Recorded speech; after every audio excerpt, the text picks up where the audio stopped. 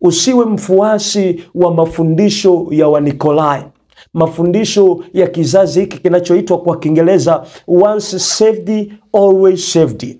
Ni mafundisho ambayo yanaeleza ya kwamba mtu akisha muamini Yesu Kristo aishi vyovyote anavyoweza, katika ulevi, katika dhambi, azini, lakini ili mradi alikiri na kumwamini Yesu Kristo, basi tayari anayo tiketi ya kumuona Yesu Kristo, hata kama akiishi maisha ya dhambi hapa katikati. Nataka nikwambie, kama wewe ni mfuasi wa mafundisho ya jinsi hiyo, uelewe ya kuwa wewe na waanzilishi wa mafundisho hayo tayari sehemu yenu ni katika ziwa la moto, pamoja na mpinga Kristo, pamoja na shetani mwenyewe. Lazima uelewe mapambano tulio nayo. Ndio maana maandiko yanasema, ndugu, hamjafanya vita kiasi cha kumwaga damu kwa kushindana na dhambi. Bado tungali katika ulimwengu. Shetani atabuni mifumo mbalimbali, mingine ataingiza kwa mgongo wa utawala na sheria, ili aweze kutunasa sisi, ili tushindwe kuishi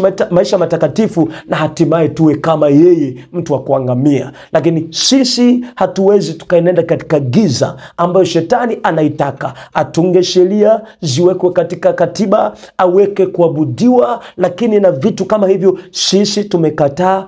Hatutasujudu mnyama wala chapa ya mnyama, bali kila kunapoitwa leo tutatembea katika kanuni za kumtaka Mungu atufundishe. Haijalishi hata jambo ambalo Mungu ametuambia ni halali kwako akatukataza, ni bora kujinyima katika hilo, lakini kuona ufalme wa Mungu. Yafaa nini ukiishi katika dhambi halafu ukapata hasara ya nafsi yako? Ni bora nikajinyima mambo yaonekanayo kuwa ni raha katika ulimwengu huu, ili hali niyapate maisha ya milele ya Yesu Kristo.